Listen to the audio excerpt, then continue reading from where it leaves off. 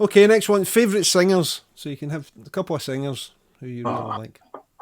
Favourite singers. I've got that many.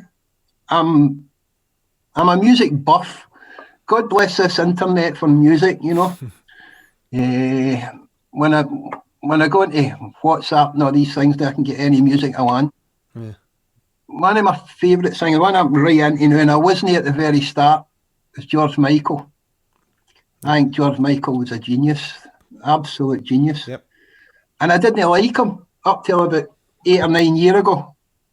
And he probably sneaked to the top of the tree. I actually met him once. Right.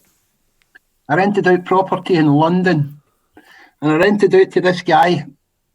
And he'd just come over. He was studying in the city of London. And the guy had fallen a few weeks behind in his rent. And I asked him about it, and he said he would get his family. Somebody was coming in and what have you. But I never seemed to catch him in. He was always a young boy. I thought, I'll need to get this sorted out. So I'll try to play it heavy. So I put the real heavy Scottish accent on, you know. You need to get this rent money paid for me. See if you're not got this rent money paid for me by Friday, I'm going to bounce you right out the door, you know. The Robbie Coltrane accent. Used to work down there in London. And he did. He said one of his family would be along. It was something like 300 quid or something, way back in the 80s. I said, you get it up to date and you don't let it go again, or you're out the door. I was in the office and I was sitting in the office and the lassie at front reception said to me, Andy, there's somebody here. And I went out. And it was George Michael standing at the door with this Minder driver guy. The wee fella who had been renting my property was a wee fella called Michael Paniatu, who was part of the family who they'd come over to London to study. And he came over with a wee bit of money, but he got involved in London, enjoyed the nightlife, spent it in drink and everything else, and forgot to pay his rent. Anyway, George Michael came into my back office that day to pay me in cash. And he paid me in cash. And I'll never forget looking at the guy. He was perfect in every way, you know, his hair was perfect, his skin was perfect, he had this skinny beard on and that, his teeth were perfect, everything. And I'll never ever forget the smell of his aftershave was absolutely overpowering. It was brilliant. And he sat there and we had a blare for half an hour and he explained to me about the boy and I'd say to him what had happened and we spoke. And he was a real nice fella. And he said to me, oh, and I tell the boy, that Michael boy, you need to be in here before 7 o'clock because I go for a pint on a Friday night. And if you annoy you, the fact that I'm getting... He paid the rent money up, right? He paid it in cash. He said, if any problems, he says, you let Michael, let me know and I'll come back. And he put two £20 notes down on the end of the table. And he said, and young Michael said, you go for a beer. Have a beer on me. And thanks very much for being as understanding. That was the first time.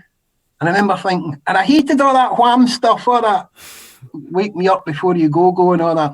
And about 10 years ago, I got back into his music again.